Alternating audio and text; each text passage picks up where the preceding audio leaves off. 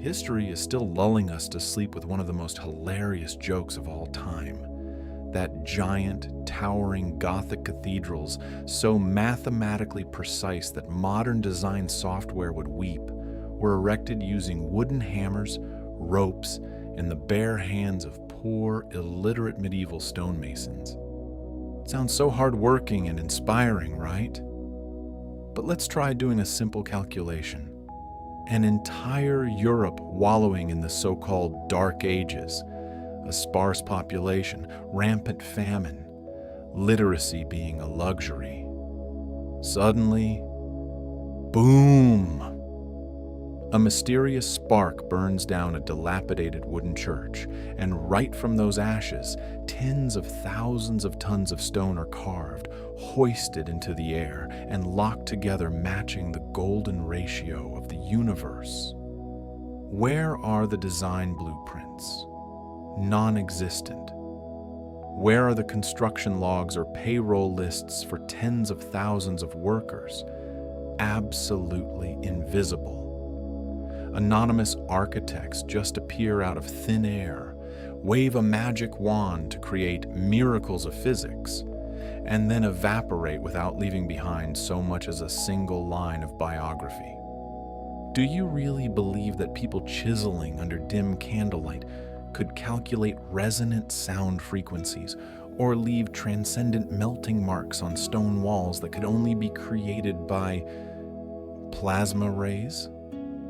Academia keeps trying to cram these silent wonders into the mold of diligent manual labor, but mathematics and physics never bend the truth. So, when the blurry layers of lies are stripped away, what is really growling behind the velvet curtain of those great cathedrals? Are they ours, or do they belong to a civilization that has been intentionally erased? Welcome to Dark History. I am Zorro. Toss those sweet-sounding fairy tales into the fire, because tonight we are going to expose the past.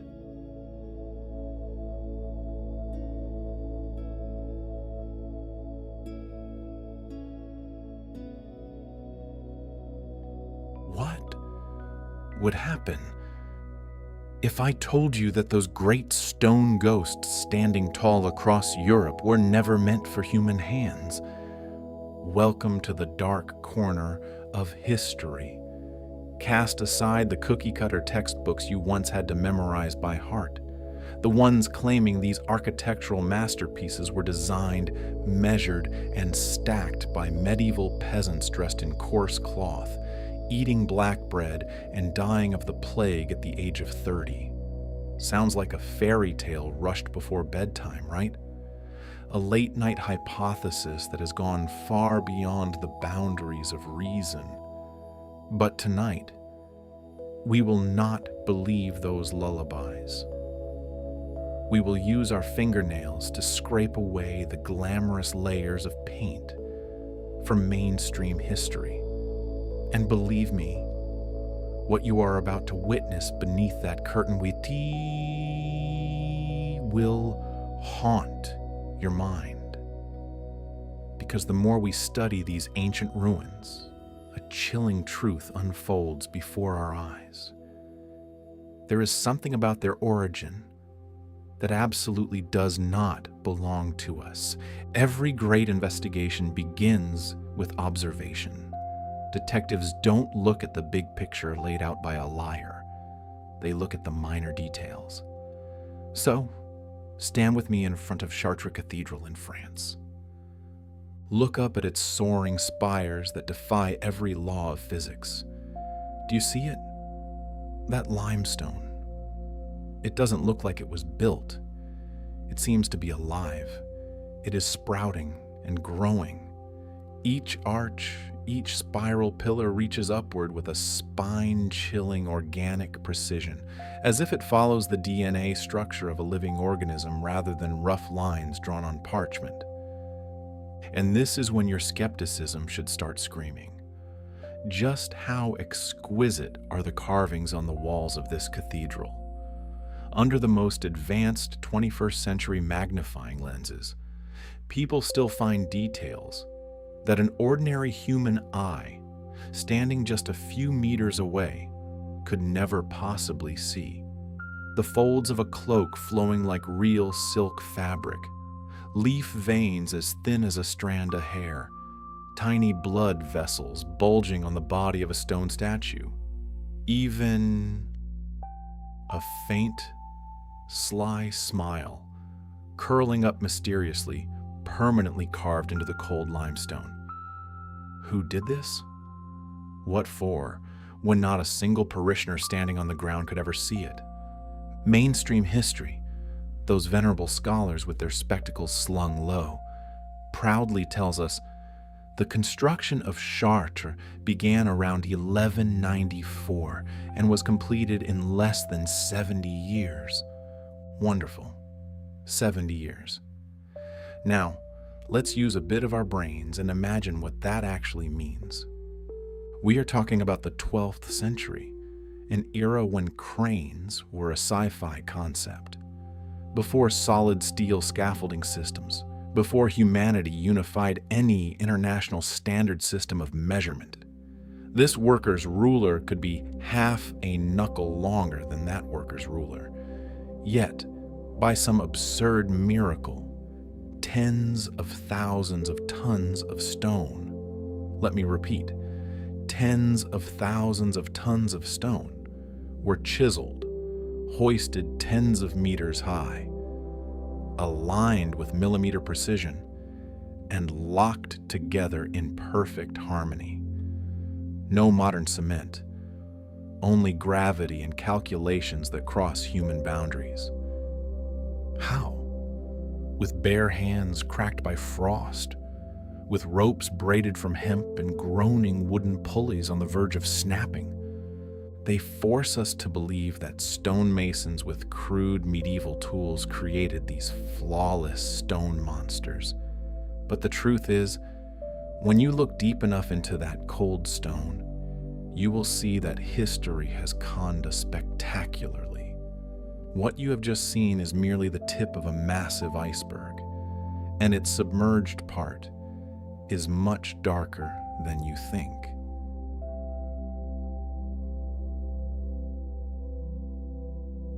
You know what is really funny? Ask any veteran 21st century architect, those who hold dozens of degrees, sit in air-conditioned rooms, and draft houses with lasers, about these cathedrals.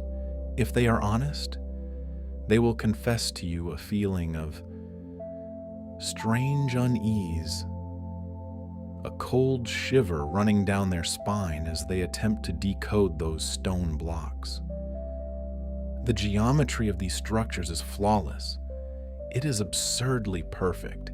Even with the power of modern laser scanning technology and spatial simulation software, we still struggle, if not find ourselves completely helpless, to replicate that level of precision.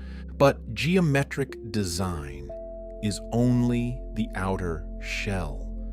Close your eyes and listen.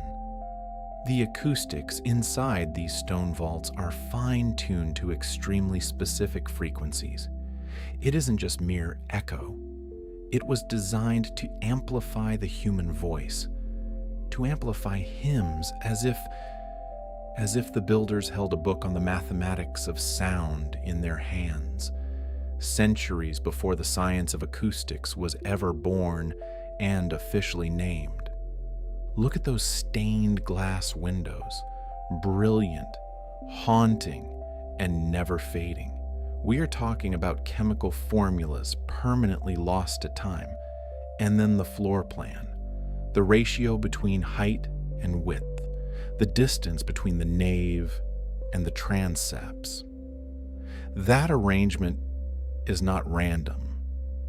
It follows a supreme mathematical language, reflecting the golden ratio of the human body, mimicking planetary orbits.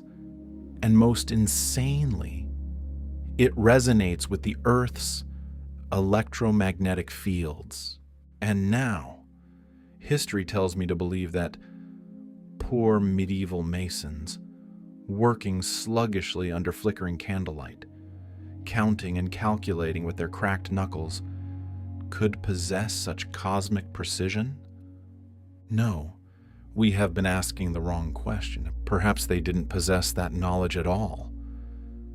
Perhaps they inherited it. As we play the role of a detective and trace the origins of these wonders, something terrifying emerges. A pattern of absolute silence.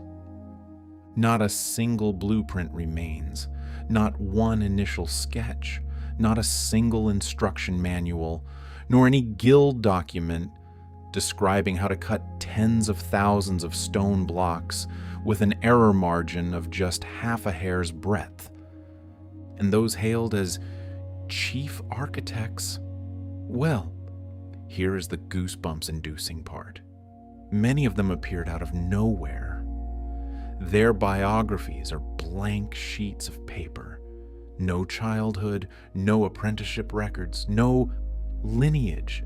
They suddenly stepped out from the shadows, designed immortal miracles in stone, and then quietly vanished into the mists of the past. Ghost builders. They came and went like spirits bound to the very stones themselves. And look, everywhere we cast our eyes, there is a shamelessly copy-pasted script. A modest wooden chapel gets burned down, always in a mysterious fire. Quite unfortunate, isn't it? Yet, miraculously, in just a few short years later, a colossal stone beast, a cathedral with architectural technology more advanced than anything humanity had ever seen, rises from those very ashes. The fire wipes away the past, and the new structure blatantly rewrites history. Too convenient, too consistent. Sorry, but as a truth seeker, I don't believe in coincidences. Take Cologne Cathedral in the heart of Germany as an example. Official records, those grand records again, claim construction began in 1248. Then it stagnated for centuries and then resumed in the 19th century. On the surface, it sounds like a multi-generational project, but here is a slap in the face to science. Every measurement between the 13th century structure and the 19th century structure matches to an uncanny degree.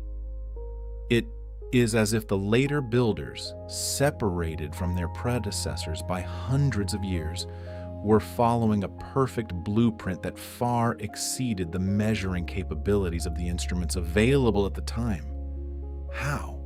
How could medieval surveyors maintain an error margin of just a few millimeters across dizzying heights and vast vault spans? Please remember, what were their tools? Wooden rulers easily warped by moisture, crude plumb lines, rusted compasses. Those toys couldn't even maintain precision when building a small shed. Something else guided these entire designs, something massive, advanced, and terrifying, lying completely outside the limits of human perception and recording capabilities. It's like they weren't just arranging stones. They were trying to build a machine.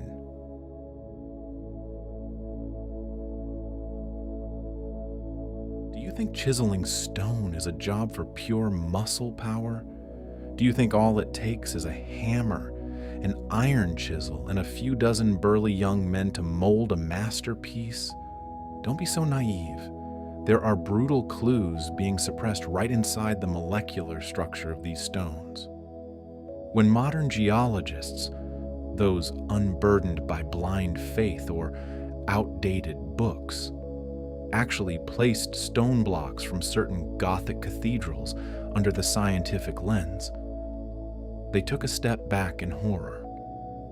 What they found were not traces of crude mechanical abrasion.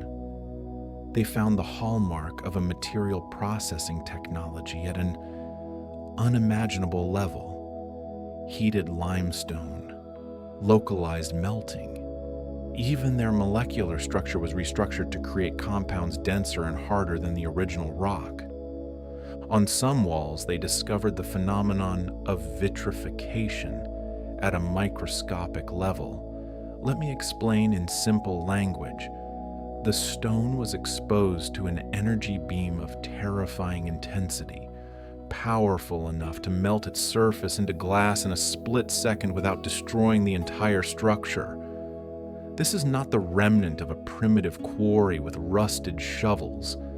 This is controlled transformation of matter, the kind of technology that our engineers today have to use plasma torches or laser processing machines to achieve.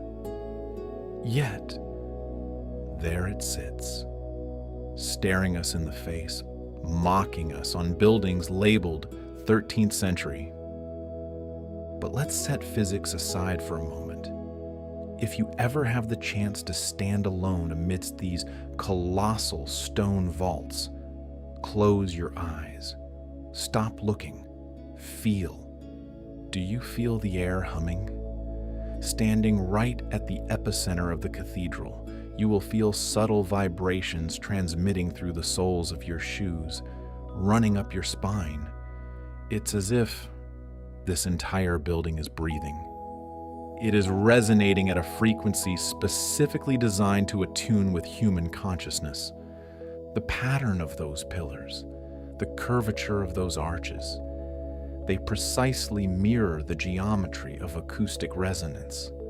Cymatics, the flawless shapes that sound waves create on matter.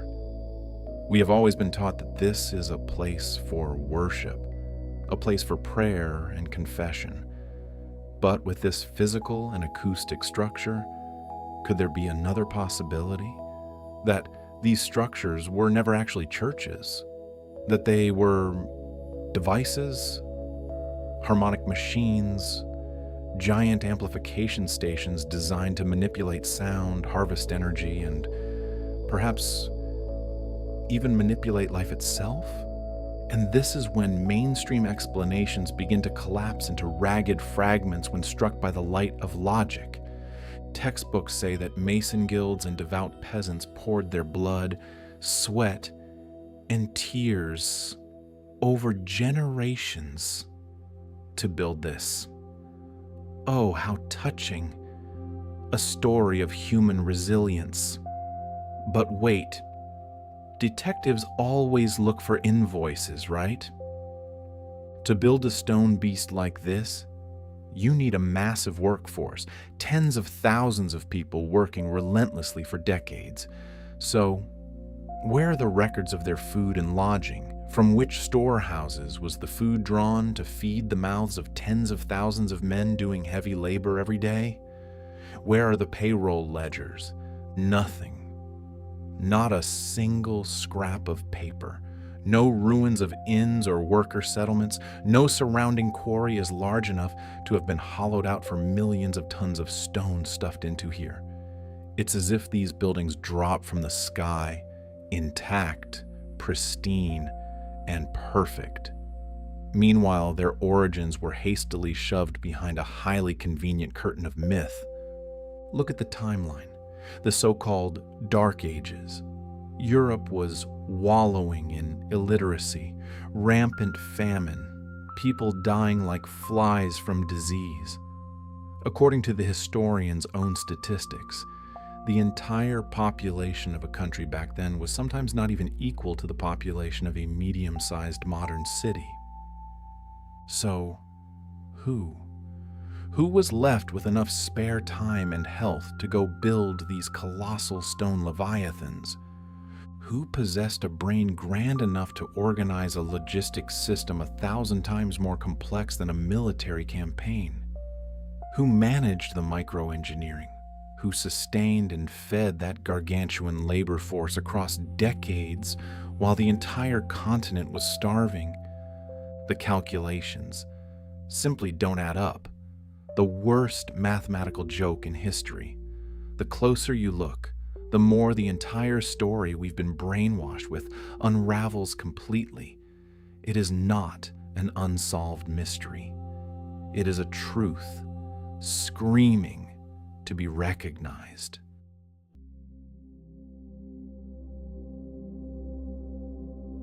The closer you look, the more the curtain of lies unravels.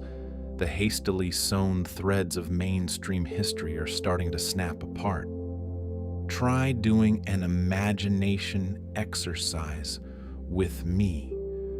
Close your eyes and shake off centuries of dust, prejudice, and crude revisions by the victorious historians. Imagine opening your eyes and seeing these cathedrals, not as the great achievements of a starving and ignorant Middle Ages, but rather, they are relics. Colossal relics of a civilization completely wiped from human memory. An ancient culture where the understanding of quantum physics, vibrational frequencies, and sacred geometry was thousands of light years ahead of us. They mastered physics that our arrogant modern science is only clumsily rediscovering in its first baby steps. But do you know what the most interesting thing about extinctions is? Nothing disappears completely. The fragments flying out from a collision always leave traces. Perhaps that great civilization perished, but fragments of their knowledge still endure. They were scattered, distorted, and wrapped in the protective casing of religion. Where do you think the myths of angels descending to teach humans how to build, or divine architects, come from?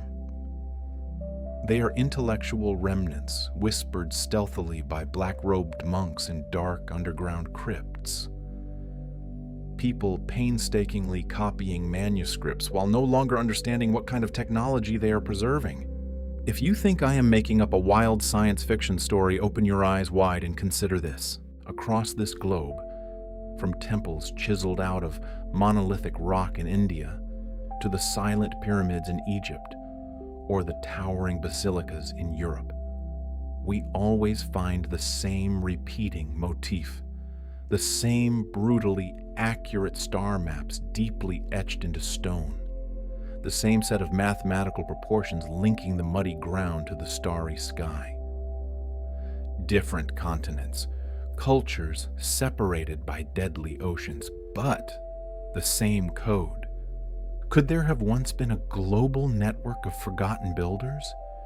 People who roamed across this earth, leaving behind structures that resonated with the same harmonic signature? Or are these cathedrals just local echoes of a magnificent technology that humanity has since managed to lose? The more questions we ask, the wider the abyss cracks open and deepens beneath our feet. These stones, they are silent. They cannot open their mouths to answer.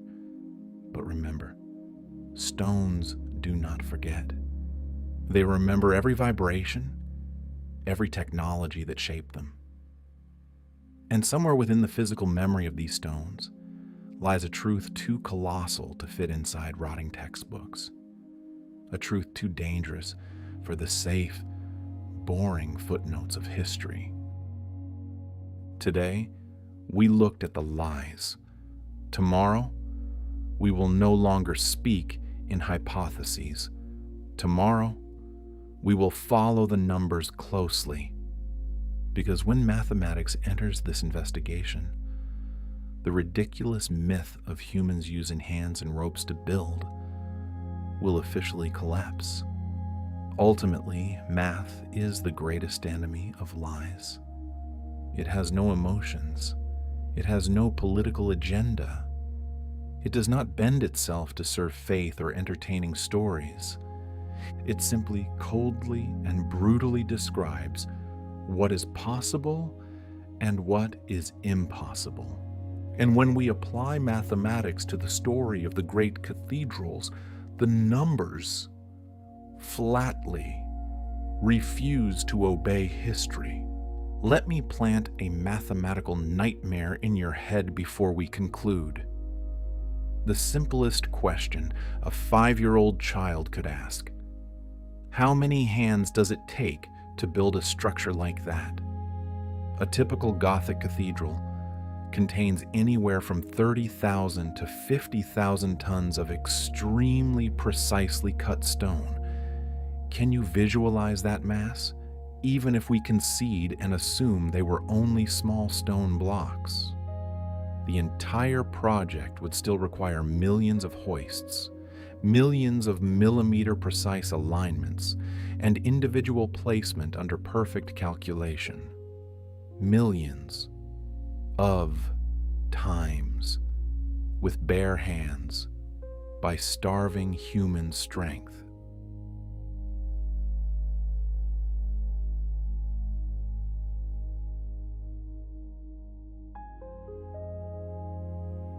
Let's do an elementary school math problem.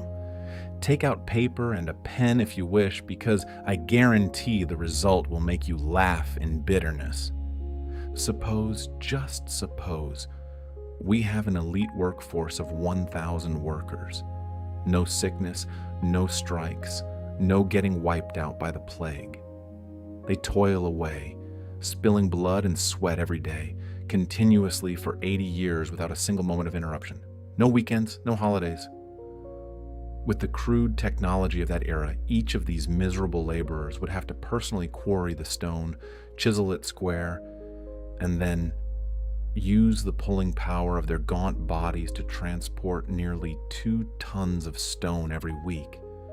Have you ever tried pushing a stalled car? It weighs about 1.5 tons, has rubber tires, and sits on a flat asphalt road. What about them?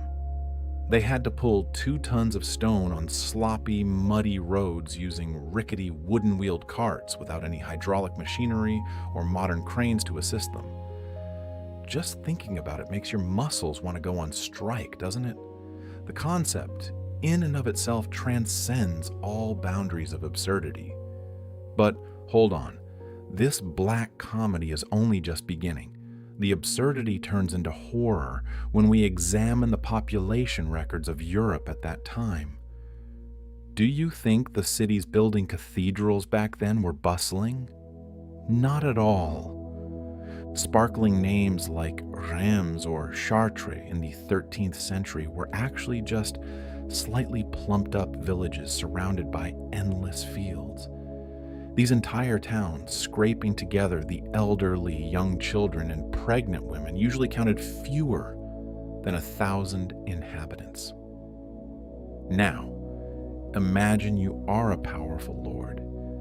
You drain the entire region's human resources dry, throwing such a massive proportion of the population onto a single construction site just to chisel stone and build a skyscraper. What would happen? The entire region would starve, drop dead. There would be no coarse hands left to plow or sow seeds. No one left to forge swords or hold spears to protect the territory from bandits. No one to maintain fragile trade routes. Around that grand construction site, there would only be corpses, shriveled up from starvation. And yet, ironically, the moldy pages of church chronicles praise the prosperous communities living peacefully under the shadow of these massive structures. It's as if some miracle occurred, as if that labor force was a ghost army summoned from the void, working through the night and vanishing into the mist when dawn broke. At this point, our esteemed historians, sitting in their cool, air-conditioned rooms, will hastily push up their glasses and argue back. They will say, "Oh, Zorro, you are so short-sighted. Labor could be imported. Neighboring villages sent people to help. And did you forget family traditions? Iron chisels were passed down from the hands of the sweat-drenched father to the obedient son." That sounds plausible, but my dear scholars, mathematics doesn't know how to lie, and it doesn't care about your romance. Even if we stretch our imagination to the breaking point, the logistical problem remains a black hole swallowing all those empty theories. Think about logistics: feeding, housing, managing diseases, and coordinating tens of thousands of people suddenly flooding into a barren area. In an era without refrigerators, without trucks, without sanitation infrastructure, how did they sustain this army? To maintain such a force, you would need endless convoys of ox carts delivering food back to back without rest. You would need rivers flowing with beer and clean water. And, excuse me for saying this, but you would also have to deal with the colossal mountains of waste that such a volume of people would generate every single day. Otherwise, cholera would wipe out the construction site before the second stone was even laid. But do you know what the most terrifying thing is? Not a single contemporary document, not one scrap of parchment, not a single tax receipt or food distribution list mentions those convoys or those massive worker camps. They recorded when a lord's cow gave birth to twins, yet they forgot that tens of thousands of people were eating, sleeping, and pooping around humanity's grandest construction. It is mathematically impossible and historically a lie. The silence of those archives. It is not an omission. It is a piercing shriek. It echoes louder than any written record. It tells us that something far darker and more mysterious occurred here. That ghost army might never have existed the way we were taught.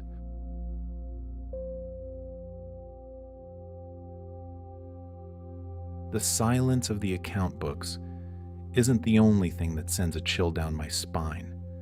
There is another kind of silence, more brutal, more physical. It is the silence of technology. You see, to lift a stone block weighing several tons to a height of over 100 feet, which is about 30 meters, equivalent to a 10-story building, and then place it precisely in a precarious position, mid-air. You can't just use faith and prayers. You need physics. More specifically, you need giant cranes, complex pulley systems, and scaffolding networks with extreme stability to withstand that lethal load.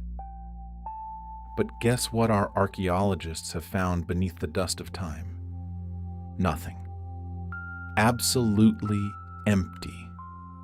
Not a single physical remnant. Not a single machine. Not a single gear fragment or winch axle capable of bearing that weight has ever been found. Oh, I know what you're thinking. But Zorro, they did leave diagrams behind. Yes, that's true. But let's call those diagrams what they truly are. Decorative frescoes, ceremonial sketches, drawn by dreamers who didn't possess an ounce of practical mechanical knowledge. Look closely at the type of wooden crane they describe. Put it to a practical test using modern physics, and you'll get a catastrophic performance. It couldn't lift even 1/10 of the required weight. The wood would crack under pressure. Those crude hemp ropes would stretch and snap like rotted threads. The scaffolding would buckle and collapse, dragging dozens of lives down into a bloody limestone grave. With just the slightest error in tension or center of gravity, the entire construction site would turn into a gargantuan guillotine. Believing that they built these wonders with that pile of wooden toys is no different from believing you can manufacture a smartphone by banging pebbles together. Don't think I'm exaggerating. Our leading engineers and architects today, the ones with brilliant degrees in 3D simulation software, have actually tried it. They proudly rolled up their sleeves, determined to replicate just a small portion of Gothic vaults using only 13th century tools. And the result? They repeatedly failed miserably. Despite their modern knowledge of physics, they couldn't replicate what those alleged 13th century peasants supposedly achieved. Because when scientists used lasers and 3D scanners to inspect those ancient stone walls, they uncovered a truth that makes history shudder. The cuts are too clean. The symmetry is too absurdly perfect. In countless cases, computer simulations have revealed a tolerance margin within a few millimeters. Do you understand the concept of a few millimeters for a stone block weighing several tons? That is a level of absolute precision that humanity's industrial machinery could only struggle to achieve by the late 19th century, once we had steam engines, steel grinders, and high-powered cutters. Yet, those stones still rest in absolute equilibrium, locked tightly together, unbudging for hundreds of years despite earthquakes, wars, and bombings.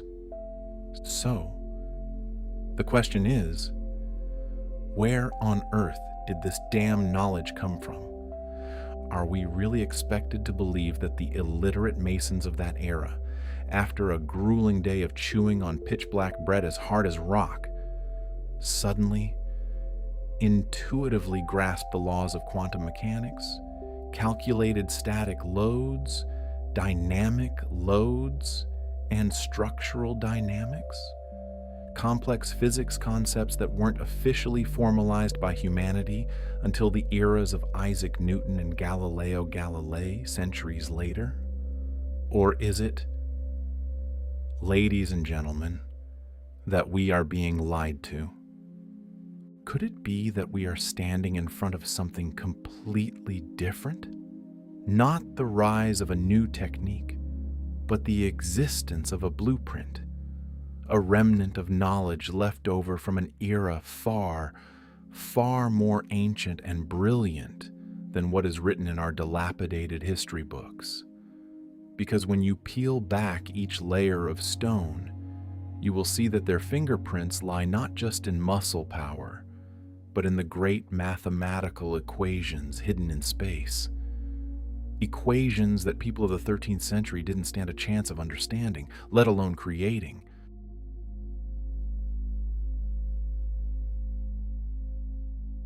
If the logistical and technological impossibility wasn't enough to blow your mind, get ready, because we are about to enter the realm of numbers, a cold, brutal language that never bows to any religion. Do you think these massive cathedrals scattered across continents are just blocks of stone stacked neatly to look pretty? No, they are data storage machines, and the data encoded inside them. Well, it would make modern astrophysics professors break into a cold sweat. Consider this. If you take the height of the nave, the central aisle where devout followers tread, and compare it to the width of the transept, you will notice a geometric ratio. Do you know what that ratio is? It is precisely the ratio between the circumference of the Earth and its polar radius. That's not all. The distance between those giant pillars supporting the vault, when measured carefully, perfectly mirrors the orbital relationship between the planets in our solar system. Pause and digest that information for a moment. History wants you to believe that a 13th century stonemason who had never left his miserable village in his entire life, who thought the earth was a flat platter, accidentally slipped his hand and chiseled out stone blocks that matched the dimensions of the planet and the orbits of the stars with exact precision, that this is just a harmless coincidence? My friends, in the world of architecture and mathematics, there is no room for coincidences on this cosmic scale. This is not random. These are signatures. The people who designed these structures intentionally encoded the mathematics of the universe into three-dimensional space. They possessed a vast system of knowledge that far, far exceeded the dim understanding of the 13th century. Unless the people of that era weren't the designers at all. They didn't draw these sketches, and they didn't lay the foundation stones either. This hypothesis might sound crazy until you look down at your feet. Forget the gleaming restored spires. Look at the foundation. Geologists who read the Age of Stone, not the Bible, have discovered highly anomalous erosion patterns. Many cathedrals contain stone blocks with weathering that does not align at all with the lifespan documented in history books. You will see perfectly rounded stone edges, smoothed reliefs, and especially water erosion. Watermarks, my friends. Clear traces showing that they had been exposed to the harsh elements of the environment for centuries, even millennia, before European bishops wrapped them in the shroud of the 13th century. In the dark crypts deep underground, the gray foundation stones speak with a voice entirely different from the flashy granite layers above. They look significantly older, more ancient, and more decrepit. It's as if the medieval builders were like children finding a bare, giant skeleton, and they merely slapped clay on top of it to form a new shape. They didn't build. They only expanded or desperately restored something that was already grand and ancient long before their religion was born. And if you need a final piece of evidence to nail the coffin of mainstream history shut, look at their orientation. The most fundamental rule. Christian churches are supposed to face east toward the Holy Land of Jerusalem. That is the law. But guess what? So many of these colossal structures blatantly break that canon. They don't align with Jerusalem. They don't even care about local geography. So where do they point? They point toward the summer and winter solstices. They align with the lunar nodes. Even more terrifyingly, some point directly toward constellations that haven't been visible from their coordinates for thousands of years due to the Earth's axial precession. Do you understand what this means? Whatever force laid the first foundation stones on this earth, they couldn't care less about marking the Christian calendar or worshiping some saint. They were looking upward. They were measuring the sky. They were anchoring the earth to the stars. And the miserable people of the 13th century, they were merely sleepwalkers wandering into a time machine, scavenging the ruins and claiming it as their own glory. But what, in reality, was that machine built to do? That is when everything shifts from strange to bone-chilling.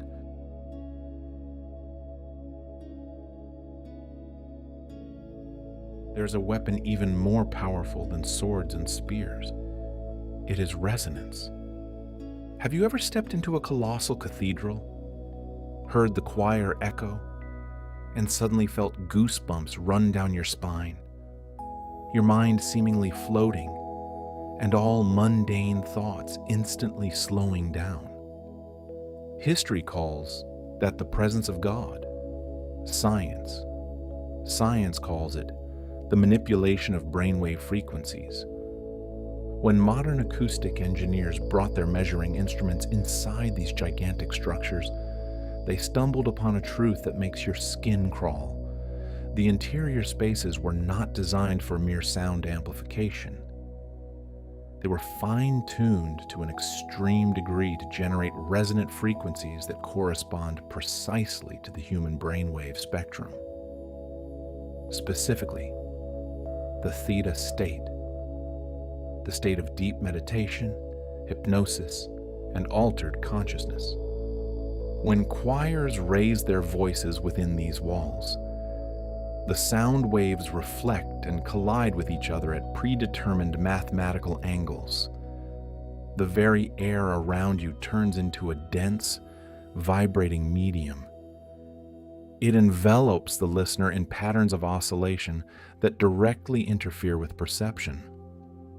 The people who designed these places were not aiming for empty architectural beauty.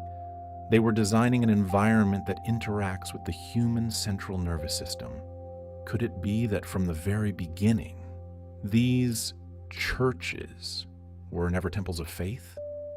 Instead, they were actual devices, real machines.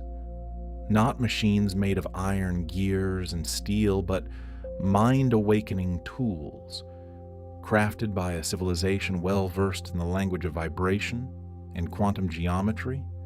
If you know how to look, the evidence is scattered everywhere, agonizingly blatant. Do you see these spiral sculpted patterns? Compare them with modern cymatic sound wave models generated in laboratories, and they match perfectly. And look at the symbols repeated thousands of times across Europe. The fleur-de-lis, rose windows, polygonal stars. In the eyes of the ignorant, they are decorations. But in the language of physics, they are symbols of vibration, energy, and wave cycles. It's as if the true builders left behind an instruction manual written in stone instead of ink, patiently waiting for the day an intelligent enough generation would remember how to read it. Yet, mainstream scholars keep tapping away at their keyboards, insisting we swallow that same old chorus, that all of this is the work of medieval peasants, using crude tools and blind faith. Try closing your eyes and imagining it. Skeletal peasants wiping away sweat from the latest famine while carving mathematical angels, shaping miles of limestone with dull iron chisels. That mental image, my friends, is a cheap comedy. The logistics are unsustainable, the mathematics are indefensible, and the physics is an arrogant impossibility. Therefore, we return to the question that has haunted this investigation from the very first moment. If not them, then who? Who possessed the technology to attune matter into resonance, to mold stone into machines, to encode star maps into mortar and brick? Perhaps these architects were not gods or aliens. They were survivors, remnants of a great civilization that was wiped out long before our official history books started drafting their first lines. A culture where technology didn't spew black smoke or run on gasoline, but operated on harmony and vibration. But then, a devastating cataclysm intervened. That civilization fell. Subsequent generations, rootless wanderers in the Dark Ages, stumbled upon these ruins. They couldn't understand them, let alone rebuild them. They were like children, picking up a smartphone and using it to prop up a table leg. They moved in, changing their purpose. They assigned new names to these giant machines, churches, cathedrals, temples. They lit candles, set up altars, and chanted as a desperate attempt to mimic the resonant sounds their ancestors once produced, even though they had forever forgotten why. Over the centuries, the true purpose faded into myth, but the stones remain there, indifferent to time, humming in the silence, waiting to be understood once more. If you quiet your mind and listen long enough, you won't hear the voice of God, nor will you hear the voice of a mason. You are hearing the echo of a lost civilization. But don't go thinking this drama only plays out in Europe. Tomorrow, I will take you out of this comfort zone. Because when we expand our vision, this crazy pattern doesn't disappear. It multiplies. The geometric proportions of shatter eerily appear at Angkor Wat in Cambodia, halfway across the globe, ancient temples in India, pre-Columbian ruins in the Andes. They all share the same coordinate system, the same resonant frequency, the same blueprint, as if an invisible hand scattered them across this planet. And even more terrifying, they predated European cathedrals by thousands of years.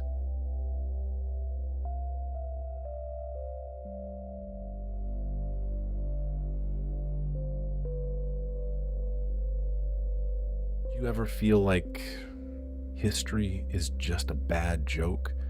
A clumsy play where amateur directors try to stuff terrible actors into a script riddled with logical loopholes? Let's look over the truth that the academic elite is brainwashing us with. The story of humanity, through their lens, grows increasingly more far-fetched than a grim fairy tale. We are told, with a completely straight face, that the builders of Angkor Wat chiseled millions of massive sandstone blocks using a few crude hand chisels. Next, they happily dragged them through sloppy, muddy swamps and then stacked them into a grand wonder without even bothering to use wheels. Wonderful! An extraordinary resilience. Or take the Incas of South America. They cut and fit stone blocks weighing hundreds of tons with such precision that you couldn't squeeze the thinnest blade of grass into the gaps between them. What was their technology? No iron, no mortar, no machinery. Surely they used faith and the power of friendship? But the irony reaches its peak when we look at medieval Europe. A beautiful backdrop. The plague runs rampant. Most of the population is illiterate and can't even write their own names. Bedbugs and waste litter the streets. Yet, boom! Suddenly, they rediscover the pinnacle of perfection in stone craftsmanship and architecture. A level of mastery that the entire continent had achieved millennia prior now suddenly springs back to life from the darkness of ignorance. Do you smell something? That isn't the scent of incense or holiness. It is the stench of anti-logic. Either a genius virus spread simultaneously through humanity across thousands of miles of oceans, or there's another explanation. An explanation too massive, too terrifying to be crammed into the tight pages of our history books. It's as if the same invisible civilization had a hand in it all. They adapted their architectural art to disguise it with local materials, but deep inside, at the core, they retained a single harmonic code. These builders didn't just share a few design blueprints or some boring mathematical formulas with one another. No, they shared a memory of vibration, of sacred geometry, of energy not as something to be calculated on paper, but as a literal life force. Look at the proud rose windows on cathedrals from Notre Dame to Milan. Don't look at it as religious artwork. Look at it like an engineer, a perfect circular symmetry radiating from a central point. It is identical to... No. It is a perfect copy of mandalas from Tibet or yantras from India. Both represent the same grand operating principle: spiral energy born from stillness, the perpetual motion of creation. How? How on earth could the exact same complex sacred geometry arise in complete isolation across different continents? The answer is, It didn't arise in isolation.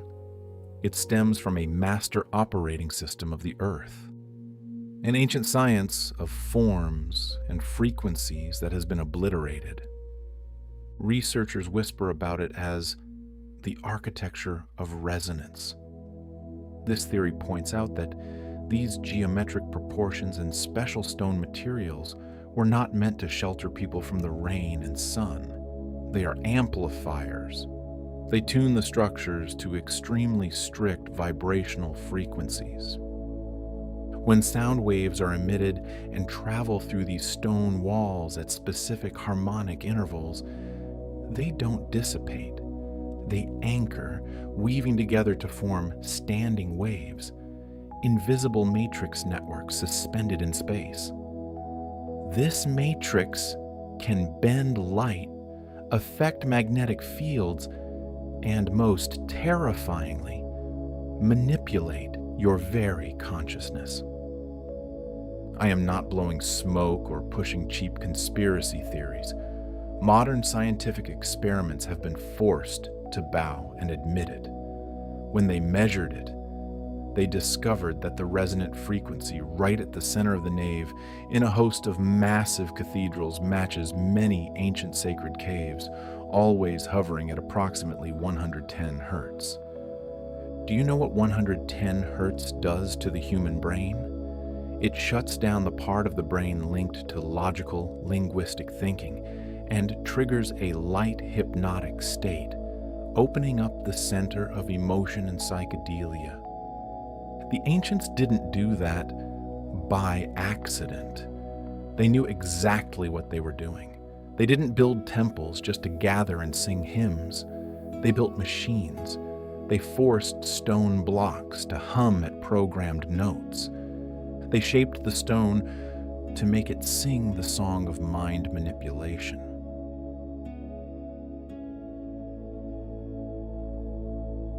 By now, you might be leaning back in your chair, folding your arms and thinking, "So what, Zorro?" Granting that they knew how to create a bit of sound effects to scare some medieval peasants, doesn't every religion love pageantry? If that's what you think, then you are still looking at the world through the eyes of an obedient sheep trapped in this deceitful history book. Flip your thinking upside down. What if these great cathedrals were never monuments of faith? What if they are the relics of a lost technology? A technology so grand that the modern human brain cannot digest it. We take pride in smartphones, silicon chips, and artificial intelligence, but that ancient civilization, they didn't need wires. They used vibration instead of electricity. They used spatial geometry instead of tangled electronic circuit boards. And instead of dry binary computers, they used the most powerful resource in the universe: consciousness. They were a civilization that encoded their entire scientific system into stone. Stone doesn't rust. Stone doesn't get attacked by computer viruses. Stone lasts forever. They created great hard drives so that even if all of humanity were wiped off the face of the earth, their knowledge would remain intact, humming silently across millennia, waiting for someone smart enough to decode it. And do you know the most terrifying part?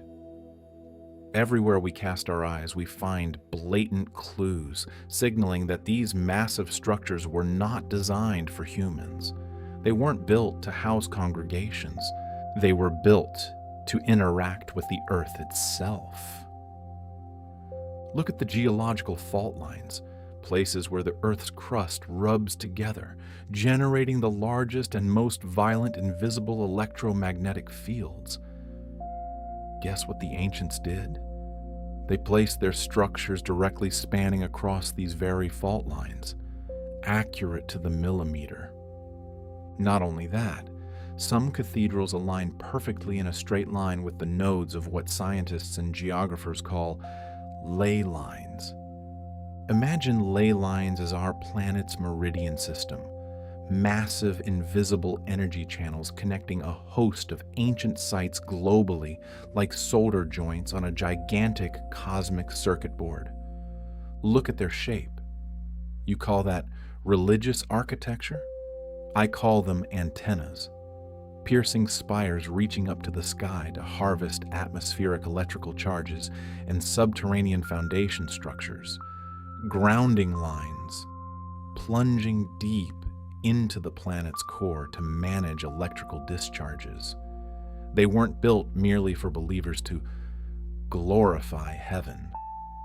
They were designed to serve as a physical bridge to heaven. And naturally, when you plug a massive power machine right into the middle of a pack of primitive humans, what do you get in return? That's right, myths, divine intervention.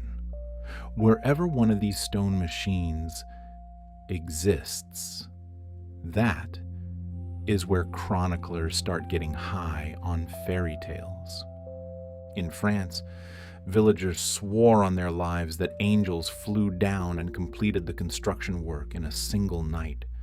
Very romantic. In Germany, they told each other tales of massive stones moving on their own, floating gently through the air and dropping themselves right into the correct interlocking position. In England, local folklore is flooded with shadows of giants who carried colossal pillars on their shoulders and finished building the cathedral before the dawn broke. To the ears of 21st century modern humans, hearing this stuff sounds exactly like a B-grade sci-fi movie script. We mock them. We call them naive.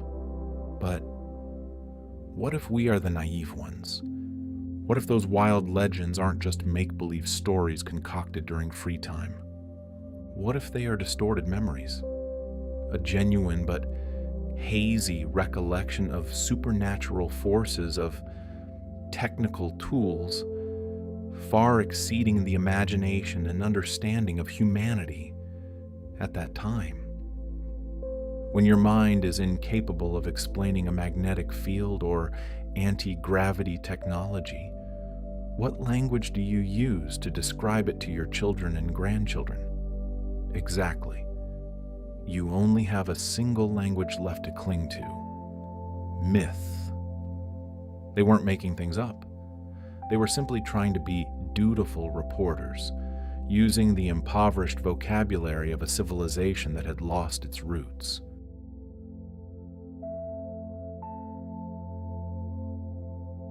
History is a systematic liar, but earth and stone are not. Let's turn back time a bit.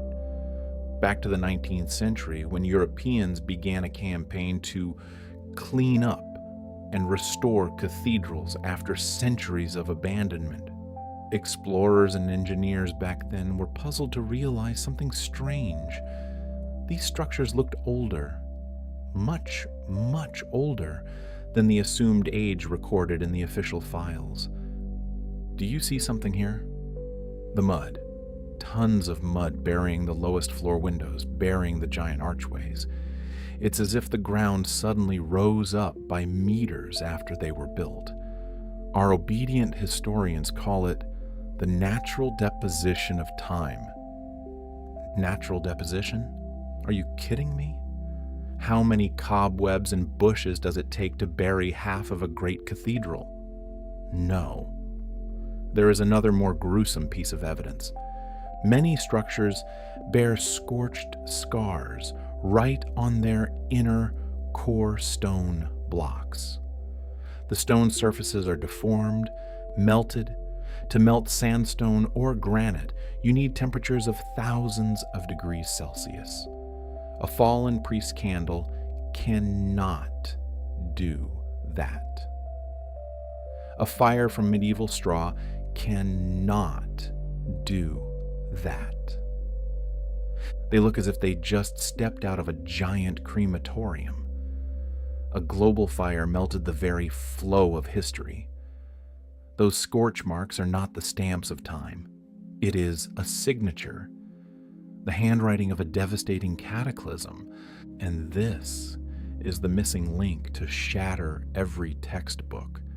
The real builders of these structures, whoever they were, did not slowly decline and disappear. They didn't grow old, grow weak, and hand down the throne to the next generation. They were wiped out.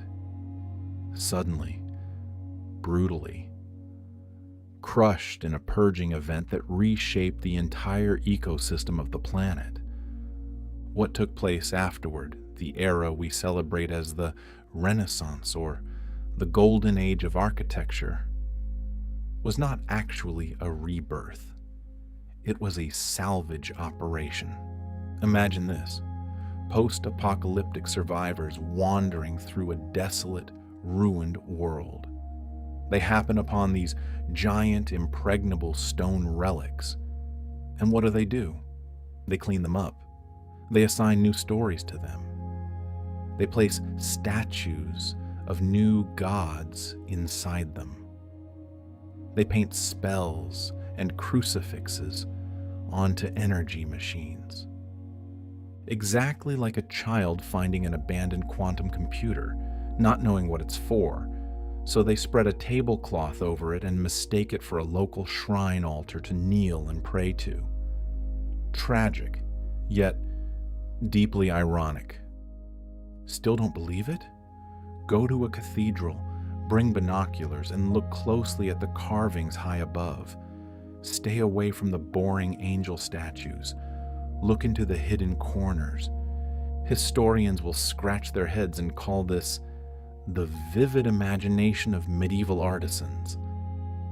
What a lazy excuse. These are not symbols of devotion. They are the remnants of engineering blueprints. And the terrifying part is, they appear with a spine-chilling consistency in ancient ruins across the globe, from South America to Egypt, all the way to Europe. The hand holding the chisel that created these shapes was perhaps never a human hand, or at least not human according to the narrow definition we assign to our species today. The question now is no longer simply who built them. The question must be when.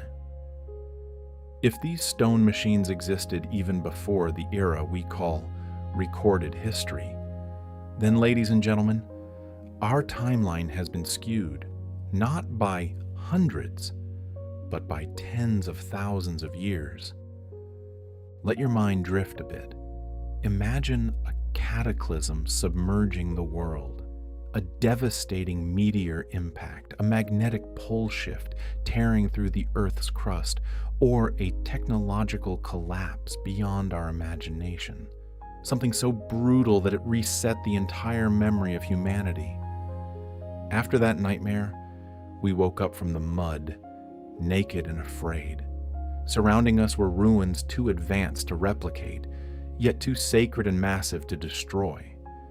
So, we chose the easiest path: worship them. We look at these piles of inanimate yet power-humming stones, and we see divinity. We seize them, plant flags on them, deluding ourselves by claiming ownership over a heritage that does not belong to us. Why?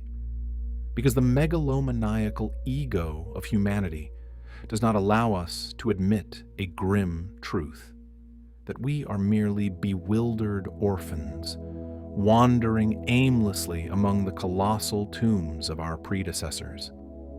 That is why, every time we step into a cathedral, we always feel a suffocation, a supreme awe rising in our veins. We have mistaken that feeling for religious faith.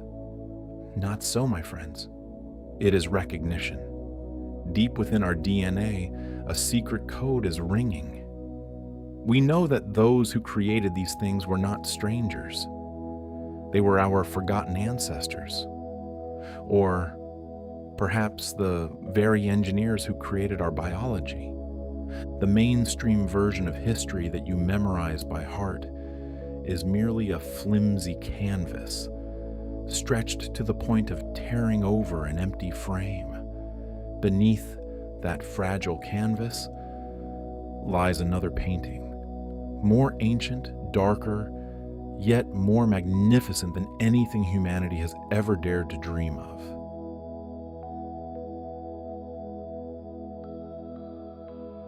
Myths always soar high, and religion lulls us to sleep with promises of eternity. But today, right at this very moment, we will dismantle that deceptive painting of history into tiny fragments. How?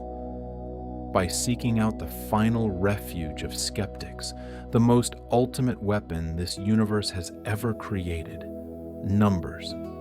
Numbers will tell us a brutal truth, 10,000 times more disturbing than anything myths or holy books could ever use to scare you. Today, you and I will do the very thing academia always avoids. We will drag mathematics by the scruff of its neck and throw it straight into the middle of the sanctuary, because faith can be distorted and history can be written by the victors, but numbers cannot. They are emotionless. They are cruel. They are uncompromising. They expose the absolute boundaries of what is possible and what is impossible.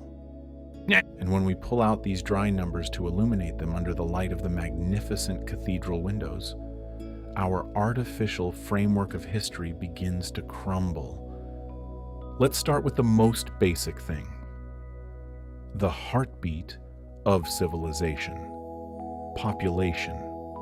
Mainstream historical records boldly declare that in the early 13th century, that brilliant era when they say most of Europe's colossal cathedrals mutually sprouted up like mushrooms after rain, the continent had a population of about 70 million.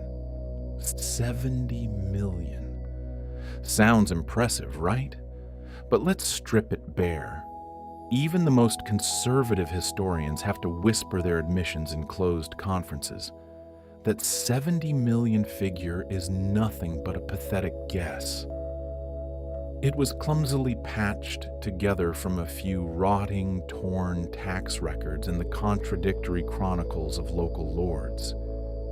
It is not empirical data, it is a symbolic reconstruction. Or, to put it bluntly, they just guessed randomly. But fine. Let's be generous. I love to pamper liars. Let's take their highest, most optimistic estimate: 70 million people. You know what? Even when we concede to that extent, their mathematical tower still collapses into ruins. Let's do a first-grade math problem. Just one first-grade math problem, and you will see just how much academia has insulted our intelligence. To build one great cathedral, with millions of tons of stone precisely hand-cut, exquisitely sculpted, and transported without machinery, you need a colossal workforce. Engineers calculate that such a project requires at least 20,000 workers toiling away every single day, relentlessly for 80 years. Remember, 20,000 healthy adults with transcendent stonemasonry skills, working continuously for 80 years without any sick leave. Now, multiply that number. Records document roughly 200 colossal Gothic cathedrals built scattered across Europe at almost the exact same time. 200 cathedrals, each requiring 20,000 skilled workers. This means they needed millions of laborers operating in parallel at an industrial intensity. From that total of 70 million people, you have to subtract women, children, frail elderly, and the disabled. You have to subtract tens of millions of peasants who had to keep their faces in the mud from dawn until late at night just to produce enough food to sustain that starving society. You have to subtract those who died of diseases and lords' wars.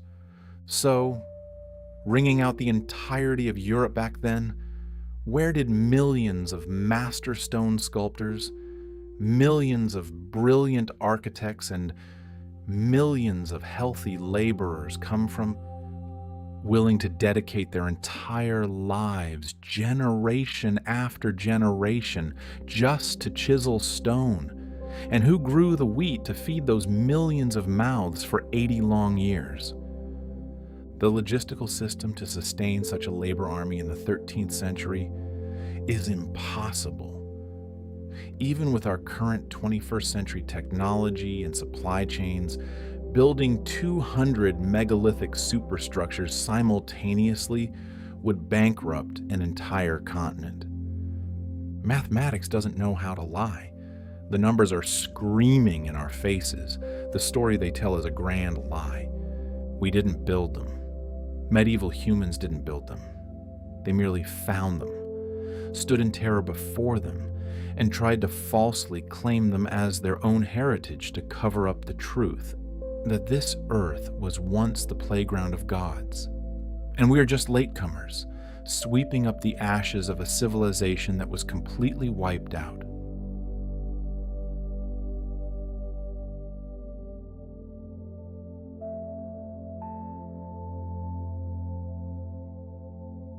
Let's do a little math. No need for transcendent equations, just the logical thinking of an ordinary person. To build a series of colossal cathedrals, monolithic stone fortresses reaching into the sky in an era when the most advanced tools were merely levers and pulleys, how many workers would be needed? Not for a few months, but across generations.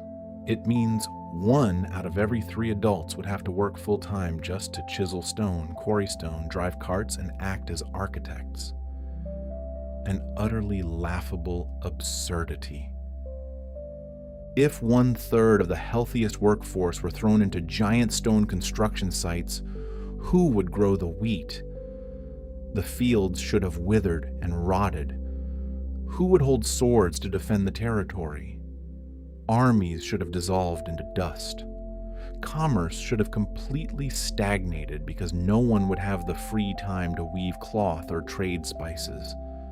Civilization should have choked itself to death from starvation and exhaustion. Yet, what does history tell us? That the exact opposite happened. The very centuries that produced this array of impossible structures were precisely the era that gave birth to prestigious universities, massive trade guilds, and the rise of powerful dynasties. Do you see the contradiction? They simultaneously had the time to chisel millions of tons of stone, write philosophical books, and build empires. Truly, medieval superhumans. Mathematical numbers tell me a completely different story. The deeper we go into these calculations, the more eerily bizarre the discrepancies become. Let's try to concede. Even if we actively reduce the number of cathedrals to a minimum, even if we compress the numbers and bend equations to intentionally patch up history, the proportions remain an impossible scenario. At the snail-paced rate of technological advancement that historians assign to that period, building just one of these giant structures should have consumed several hundred years. Yet, they sprouted en masse, all at once, across Europe, as if following an invisible timetable manipulated by some force. No one society utterly limited in human resources, dying out from disease, and lacking resources could sustain such synchronized architectural miracles. It is impossible, unless Unless, of course, they were not the ones who built them. They were excavating them. Don't be so quick to call me crazy. This excavation hypothesis, which was once mocked by academia and dismissed as an extreme conspiracy theory, is now the only key that can explain everything where numbers have failed. Have you ever wondered, where are the blueprints for those great structures? Missing. Where are the detailed construction logs, the receipts for massive material purchases? They don't exist at all. The sudden appearance of a horde of master architects, people who seemingly had lifespans stretching across centuries to oversee the projects from inception to completion? Pure myth. And how on earth do identical golden ratios and mathematical details repeat across foreign countries, places that never even shared trade routes or cultural exchanges? The speed of this so-called construction activity is too fast for weak manual labor, yet too slow to be an accidental overnight discovery. That speed is perfect and logical in only one scenario. It was a process of cleaning, repairing, excavating, and renovating things that already existed. They didn't paint a masterpiece. They were merely sweeping away the dust of time from a colossal heritage they accidentally stumbled upon.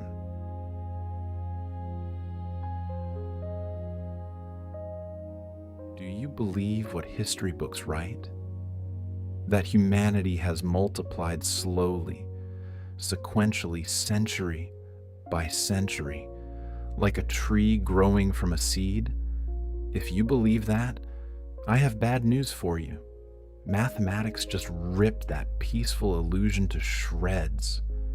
When mathematicians began applying population regression models, they did something very simple. They inverted the modern growth rate, running the exponential function n of t equals n sub-0 ee to the power of rt backward into the past to estimate historical population. To put it simply, they wound back the clock. And do you know what they found? A singularity, a black hole of data. According to these mathematical equations that don't know how to lie, by the 12th or 13th century, the global population could not have been at the level of millions as we were taught. It should have been barely clinging to life at tens of thousands of people for an entire planet. We are talking about scattered, desolate towns with sparse human presence, not mighty empires with tens of thousands of soldiers. At that point, the idea of a crowded Europe boisterously building a dense network of colossal cathedrals becomes ridiculous to the point of absurdity.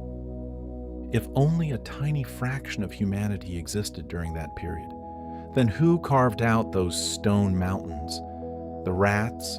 Who cut down millions of forest trees, chiseled millions of tons of stone, and maintained a sophisticated logistical system?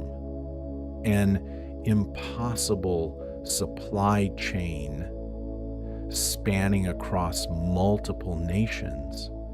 Of course, historians couldn't just sit still and let mathematics slap them in the face. To protect their rice bowls, they rushed to offer an excuse. They declared, "Oh no, sir, early population growth was non-linear. It fluctuated due to waves of pandemics and recoveries." Sounds reasonable, right? The Black Death in the 14th century is said to have wiped out 1/3 of Europe's population. 1/3 of humanity obliterated in supreme agony. The entire continent was plunged into mourning, families torn apart, kingdoms reeling. But let's carefully examine this truth. A century after that apocalyptic catastrophe, cathedrals still continued to sprout. still with complete scale, still with millimeter precision. How miraculous! The pandemic devastated society, killing peasants, nobles, kings, but by some miracle, the Grim Reaper stayed his hand and spared the stonemasons. They seemingly possessed immunity to the plague, just to finish the project timeline? Why? Because bacteria are afraid of people holding stone chisels? No. Numbers don't care about those pathetic excuses. Mathematics demands consistency, and our patched-up version of history fails to provide any consistency whatsoever. Therefore, when every logical escape route is sealed, we are backed into a corner. We are forced to open the final door toward a much darker conclusion: that our timeline is absolutely not a straight line. It is broken catastrophically and repeatedly, like a videotape torn apart and clumsily spliced back together. Something, a cataclysm, a purge, or some force wiped away the past. It hit the reset button, re-establishing the entire headcount of humanity and leaving us with only a few scattered fragments. The terrifying population explosion over the past 2 centuries that you are witnessing, it is not a continuous progress. It is a recovery. It is the sudden, frantic blooming of a species that just climbed up from the brink of extinction. Do you know what that means? It means that before the Renaissance, before the Middle Ages, perhaps we didn't exist at all. There was nothing. Or rather, someone else was there.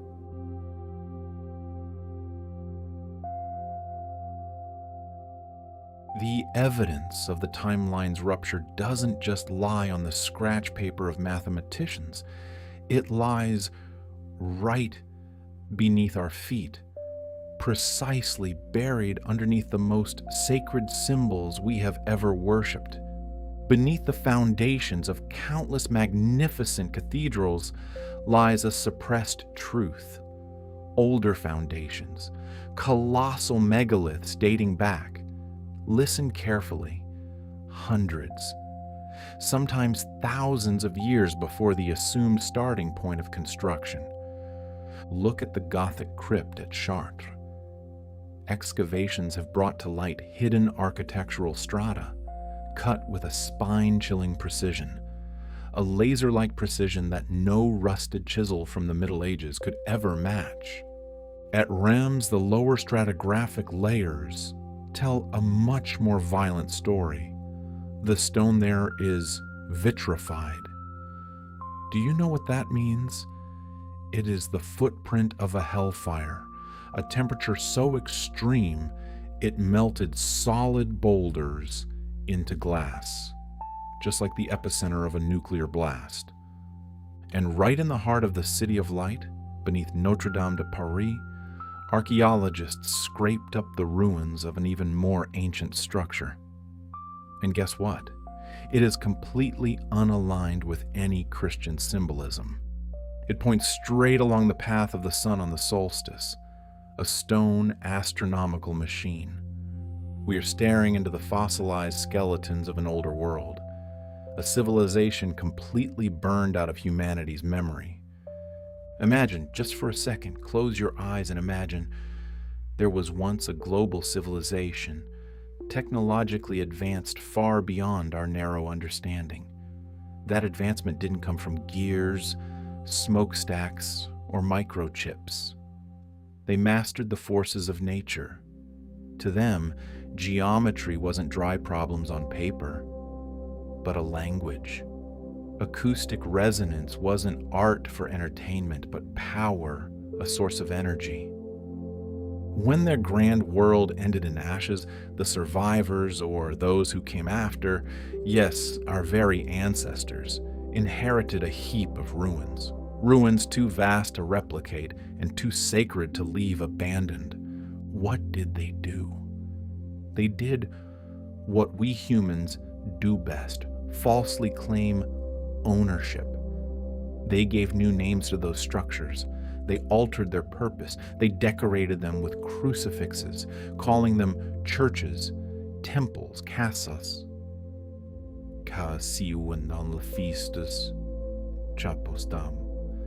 They spun new myths, tales of faith to cover up an unswallowable, humiliating truth that they were merely squatters, uninvited guests in a world they did not build.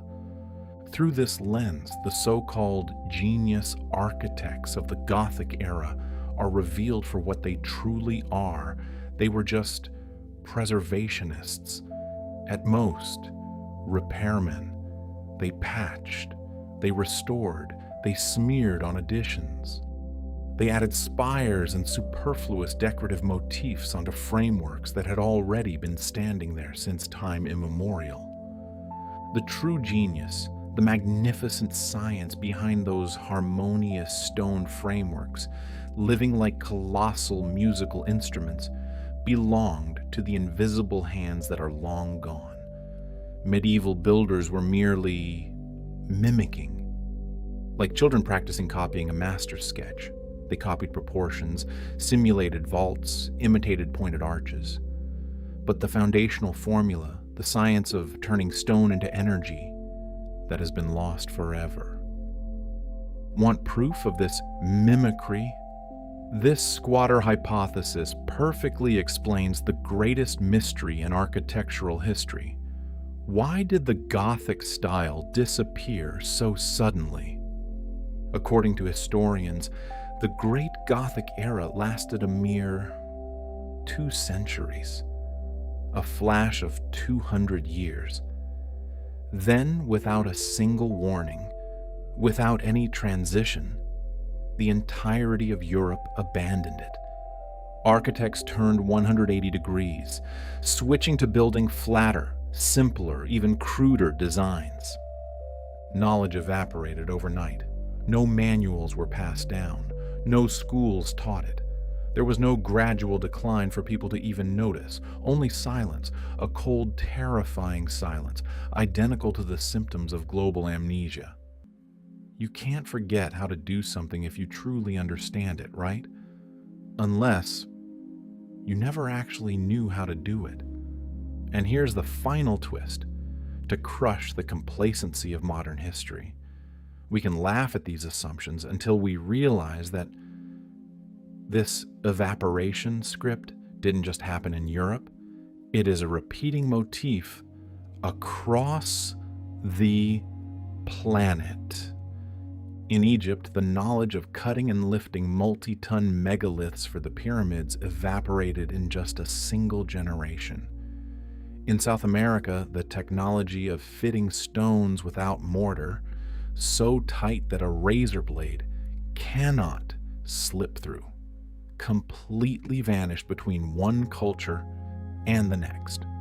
In Asia, the giant temples of Angkor and Borobudur are completely devoid of their builders, leaving only the jungle to swallow them. All of our civilizations rose from ruins that were already ancient. And our greatest stupidity? Mistaking inheritance for invention. Therefore, when mathematical numbers scream in our faces that the 13th century population could not possibly have built the cathedrals, perhaps it's time for us to be silent and listen. Perhaps we should swallow our ego and accept the heretical perspective revealed by math, that humanity as we know it is much younger than we delude ourselves into believing. We were born not in glorious progress, but in a desperate recovery effort from the ashes.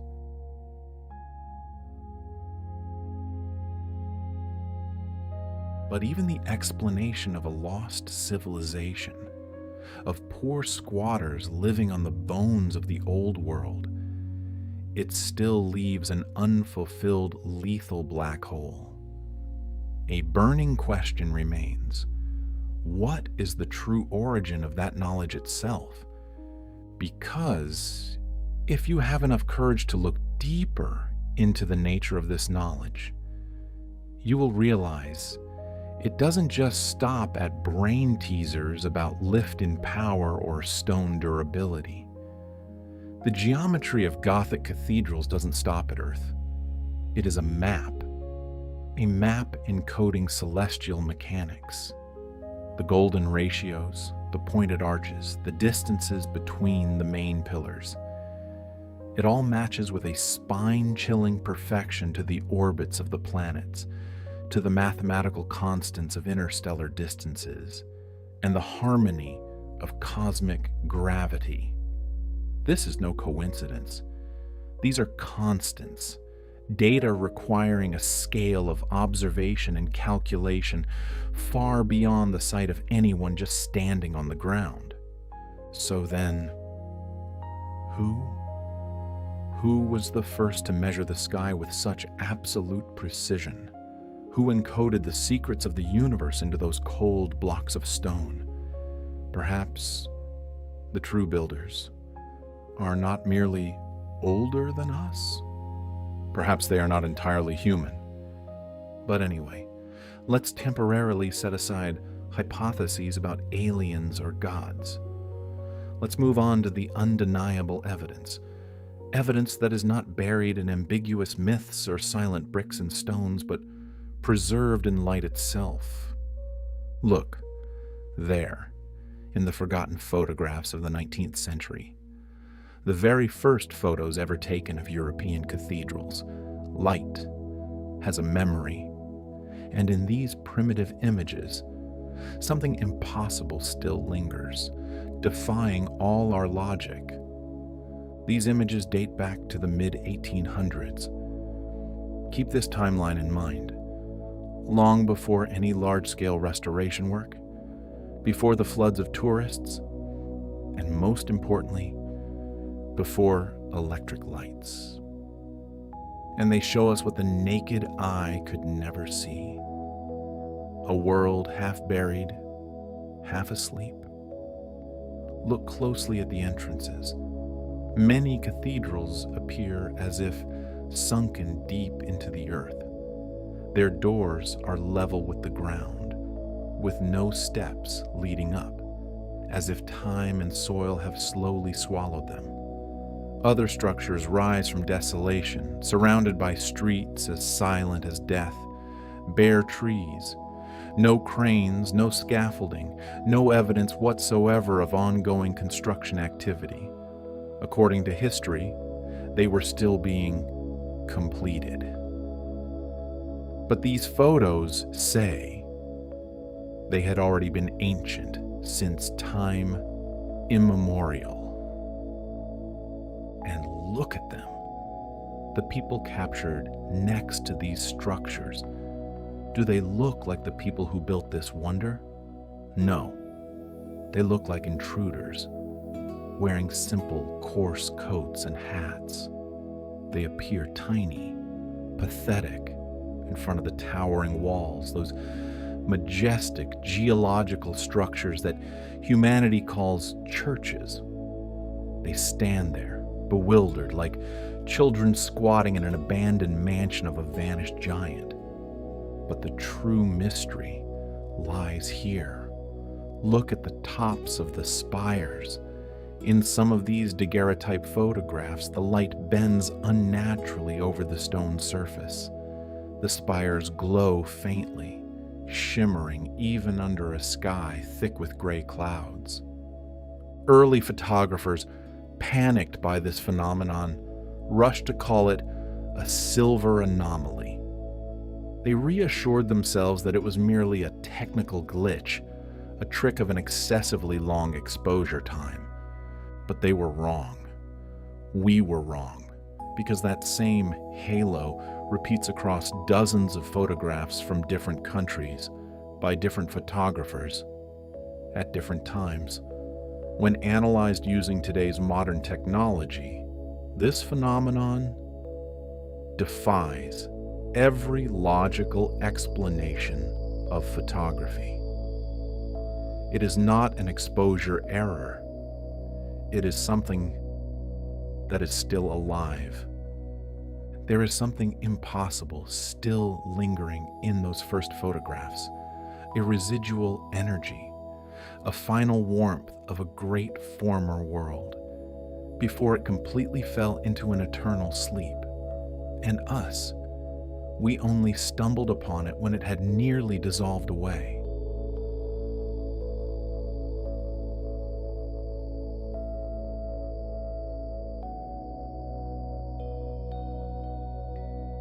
Look closely at this material. Textbooks tell you that medieval peasants with calloused hands and a few rusty iron chisels carved them. But material science is screaming a different story at us. Look at these hidden corners. The stone surface doesn't reflect light at all. It seems to be self-luminous. Could it be that these inanimate stones are still holding a residual electrical charge inside them? A leftover fingerprint from a transcendent technological process that molded them since time immemorial, directly tapping into the Earth's magnetic field? Sounds like a bunch of cheap online conspiracy theories, doesn't it? But stay here with me. The truth often wears the cloak of madness. The clue doesn't lie in what they show you on $50 tours. It lies in the forgotten photographs.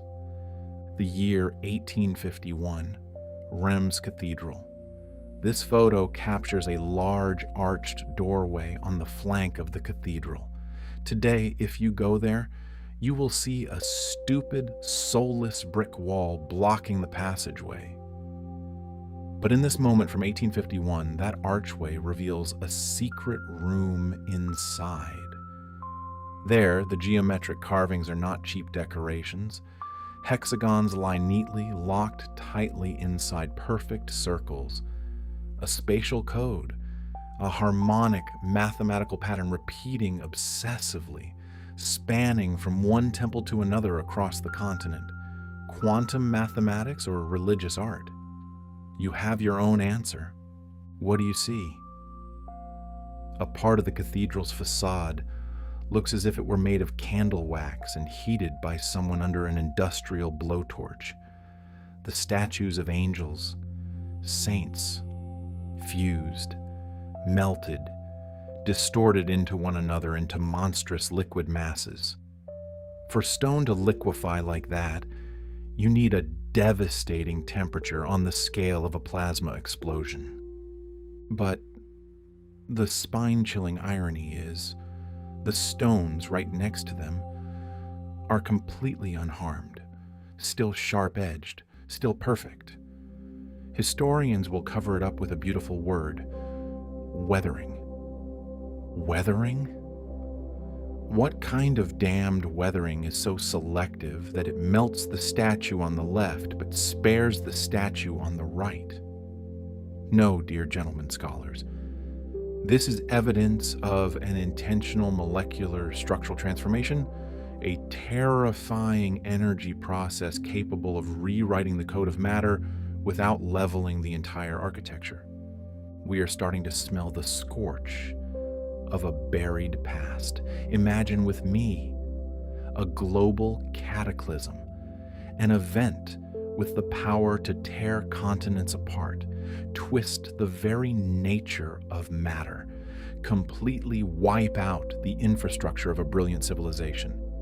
Yet, spare these monuments. Those cathedrals stand there, isolated amidst the ashes, like a great musical piece in stone frozen right in the middle of an unfinished chord. That nameless cataclysm, my friends, is the true dawn of our so-called recorded history. Everything that existed before that fire, wiped blank. Everything you read afterward, merely the interpretation, the patchwork of survivors. That dark, rotten era we call the Middle Ages was not actually the cradle of modern civilization. It was an aftershock. It was wanderers scavenging the ruins of the gods. And then, the greatest deception began. As the 19th century knocked on the door, a strange, terrifyingly synchronized phenomenon swept across all of Europe. Monarchies and the church suddenly emptied their pockets, joining hands in something called the Great Restoration Project. Restoration, or cleaning up a crime scene. It's as if a covert order, a nod in the dark, was issued by the elite. Cover up those blackened burn cracks. Replace those melted statues immediately. Chisel away the old epitaphs and rewrite a new script. The past was dragged onto the operating table, trimmed and carved to fit snugly into the narrow mold of contemporary religion and power. The stone slabs that once bore the glorious scars of destructive fire and molecular fusion were scraped clean. The colossal rose window lenses, which originally bore images of celestial diagrams and complex stellar coordinates, were shattered, replaced by naive scenes from the Bible. The giant resonance machines were cleansed. They were disguised as churches, remolded to legitimize a lie. That modern humans are the authors of these wonders. But you know what? When you try to wash away bloodstains at a crime scene, you always leave traces. There were those who saw the truth before the 19th century cleanup crew flooded in. And what they recorded will make our entire scientific establishment shudder.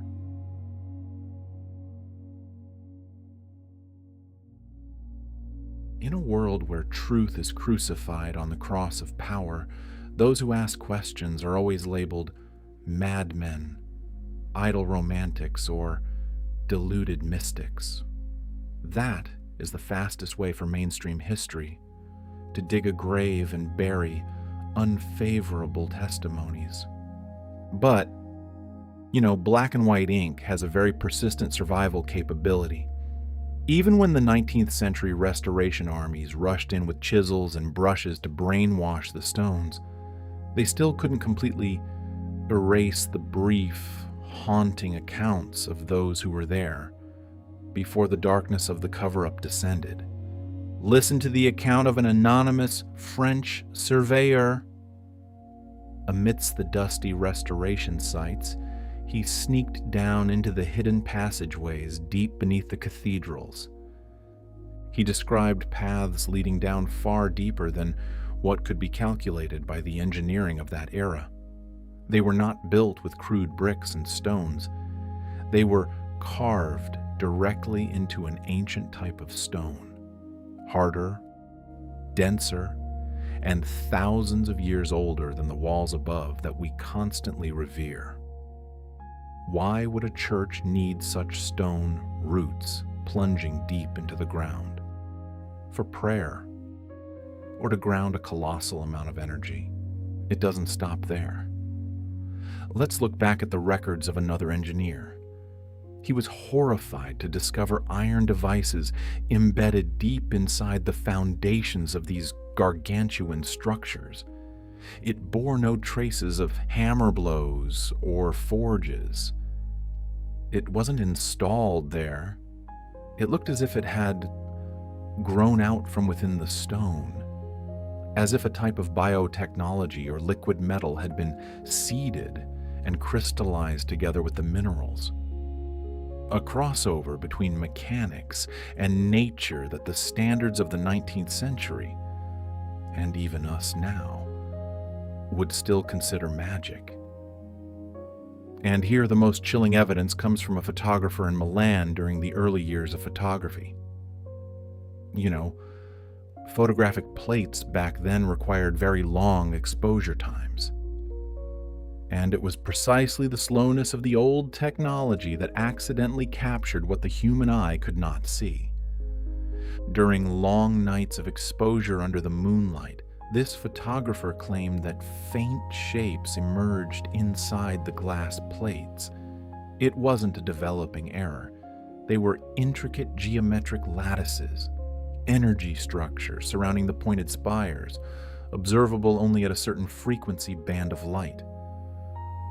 Gothic spires were not just a point toward God.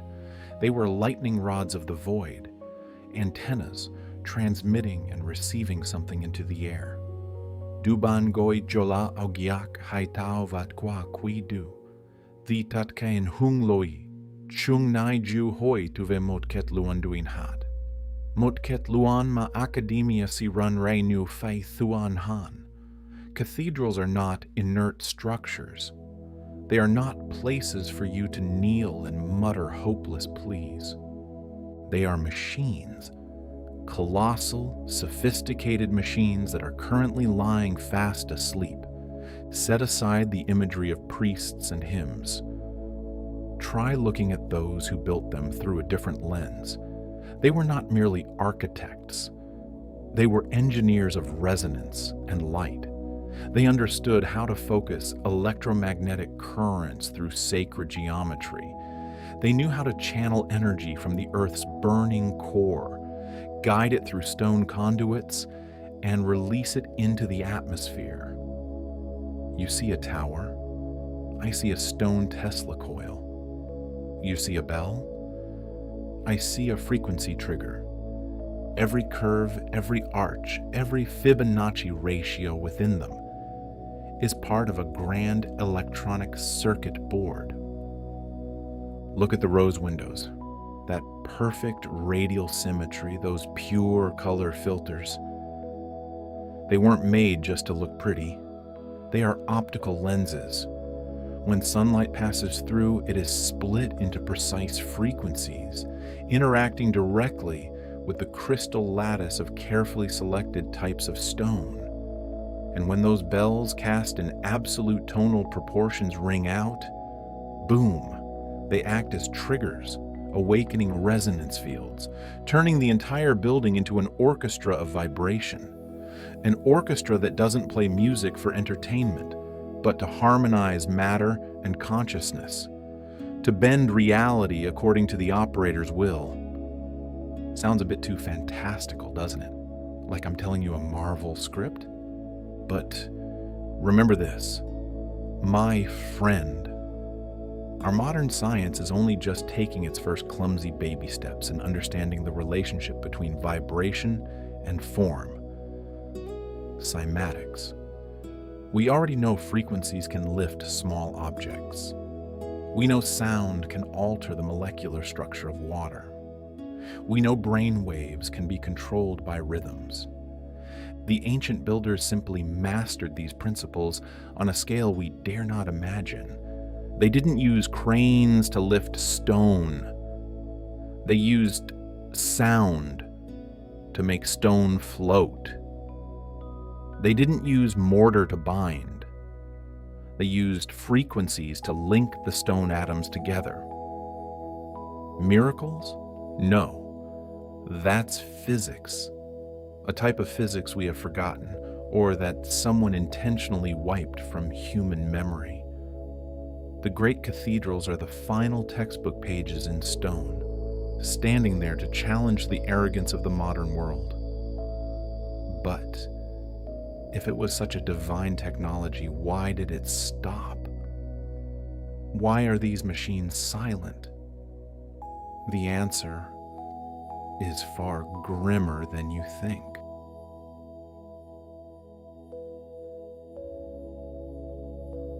So, what happened to that entire body of great knowledge? How could a civilization capable of manipulating gravity with sound degenerate into people burning witches on wooden stakes? The simplest answer, and also the most brutal one. The truth was not forgotten. It was forbidden. After the devastating cataclysm we mentioned in the previous part, the world was left with nothing but piles of ashes. Imagine you are one of the survivors, trembling and huddling inside the ruins. Suddenly, you step into a colossal structure that remains completely intact, and that machine is still running. Its residual resonance fields continuously emit invisible frequencies. But without a precise operator, these frequencies become toxic. They directly affect the human frontal lobe. They distort perception, cause insane hallucinations, and even interfere with the source code of memory. In that chaos and supreme terror, a group of new rulers rose up. They realized the terrifying power of these machines to stabilize a panicked flock of sheep. What do you need? You need a shepherd. And more importantly, you need a divine fear. They executed the greatest and most fraudulent marketing campaign in human history. They repackaged this entire technological system. They renamed the resonance machines faith. They draped robes over the operating engineers and called them priests. They turned acoustic parameters into prayers. And the low, silent humming of the power generators, it was romanticized into hymns. Scientific knowledge was buried alive under tons of theological dogmas. Technical blueprints were encoded as metaphors and parables, until those very metaphors were spun into myths. A few generations passed and boom! No one remembered the machine anymore. They only remembered God. Be ben hong den hotmut kon tu vinhvien, hat laki no jioch lam bang java nang luong. Joiki, tu nang luongko sua e von gam gu troide. When violent storms sweep across Europe, and a lightning bolt strikes the sharp spire of a Gothic cathedral, a literal electromagnetic hell opens up. Right at that moment, our modern measuring devices have recorded electromagnetic pulses, EMPs, with an intensity stronger than anything a normal man-made structure could possibly generate. The stained glass windows buzz as if about to explode. The air inside the vaulted space grows dense, saturated with static particles. And the pilgrims who happen to be there? Oh, they collapse, tears streaming down their faces. They report moments of transcending space, extreme euphoria, visions of a divine light cleansing the soul.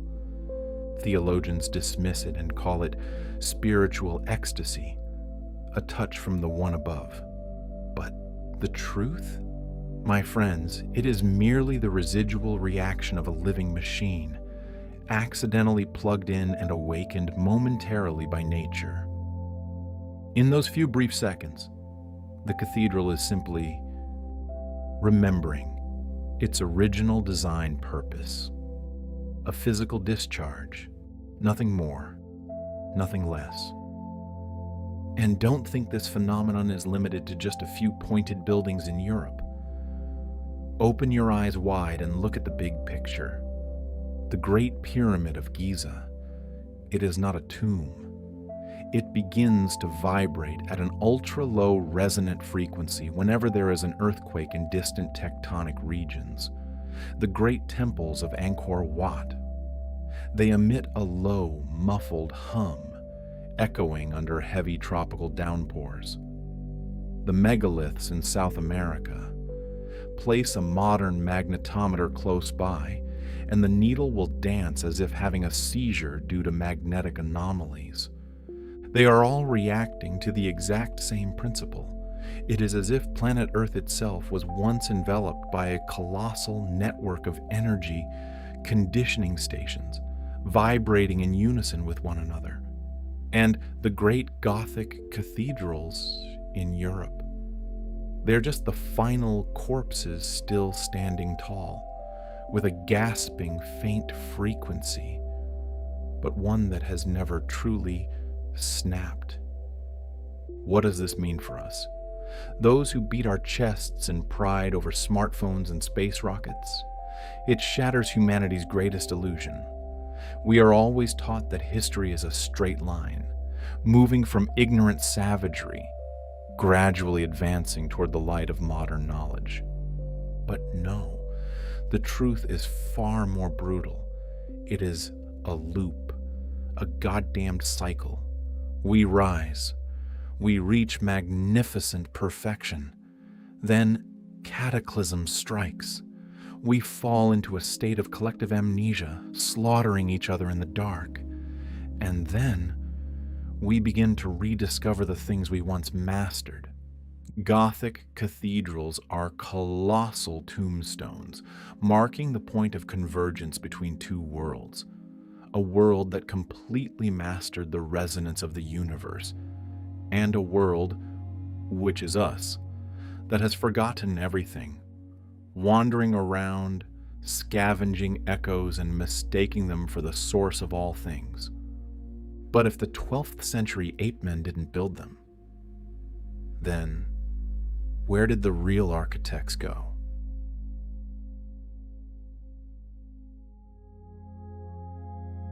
We have dissected the melted stones. We have exposed the lies of history. We have measured the electromagnetic blueprints hidden beneath the cloak of religion. But my friends, all of that is merely the tip of a massive iceberg. The final question. Yes, the question that the world's elite is least prepared to answer, and also the thing that causes our minds to panic the most, lies right within this very silent space. If these great structures, these machines that manipulate all things, were not built by us, primitive humans with a chisel and a hammer, then where did their true designers go? Where were they when the cataclysm struck? Were they baked, crisp, crushed into dust under the wrath of nature, sharing the same fate as the pathetic commoners? Or did they leave after the machine fulfilled its purpose? There are ancient books, rotted parchment scraps that the Vatican Holy See will throw you into a dungeon for if you dare mention them, whispering an impossible legend, that the true builders were not destroyed at all. They stepped out of this world, and they didn't use spaceships. They left through light itself. Imagine this. The spires of those great cathedrals reaching into the clouds are not symbols stretching toward an abstract heavenly realm. They are antenna points, colossal tuning forks fine-tuned to lock into quantum frequency bands, tearing through the fabric of reality to connect with other dimensions. They are portals. When the symphony of resonance reaches its peak, the portal opens. They step through. And when this energy system collapses after the cataclysm, the resonance falls silent. The portals slam shut, permanently sealing the old world behind, leaving a bewildered pack of ape men amidst giant machines that have powered down. And now, centuries later, what do? We buy tickets, stand in line, and wander through their empty corridors. We naively trace quantum geometric patterns that our degenerated brains no longer have the capacity to comprehend, and then we join our hands together and call them sacred. But be honest with me, have you ever stepped into a great cathedral, stood beneath the colossal vaulted ceiling, and suddenly felt a shiver run down your spine? Have you ever gotten goosebumps as the echo of a choir strikes those ancient stone walls and reverberates straight into your chest? The priesthood will tell you that it is the presence of the Holy Spirit, that God is touching your soul. How ridiculous. That instinct, that breathtaking awe, is not worship. It is recognition. It is a genetic memory being reawakened. Millions of years of evolution have encoded that frequency into the core of your DNA. when the stone slabs begin to hum that ancient melody. Something ancient, primitive, and deep within your cells vibrates in response. Your body recognizes the machine even if your intellect has been brainwashed. The game is over. Mathematics has brutally stripped away the ridiculous illusion of human authorship over these wonders. The refraction of light has exposed the remnants of a different technology, a different world. Now, the only thing left on the chessboard is a decision on which color pill you will choose to swallow, which story you choose to believe. Option 1. You can close your eyes, smile, and continue to embrace that comfortable, sweet fiction that a crowd of illiterate, disease-ridden peasants using stone chisels and ropes outperformed even the most modern aerospace engineers to construct perfect quantum machines. Option 2. You open your eyes wide to face a terrifying possibility. That history, everything you have been taught since birth, is merely a reconstruction, a chronicle trimmed, distorted, and re-edited upon the corpse of a magnificent civilization that was mercilessly wiped out. The great cathedrals still stand there. They are not just piles of stone stacked on top of each other for scenery. They are silent witnesses to a collapsed world. They are black boxes carrying a memory that refuses to fade away. The people who built them may no longer plant their feet on this earth, but their blueprint still stands tall, shaping our sky. The investigation of the Dark History Channel, much like the humming inside those stone slabs, is far from over. The truth is not buried in the rotting books of the past. It is still out there. It is waiting. It is still gently, patiently vibrating in every dark echo, in every sharp ray of light cutting across those ancient walls. The machine is still transmitting its signal. The only remaining question is, do we have enough courage to listen?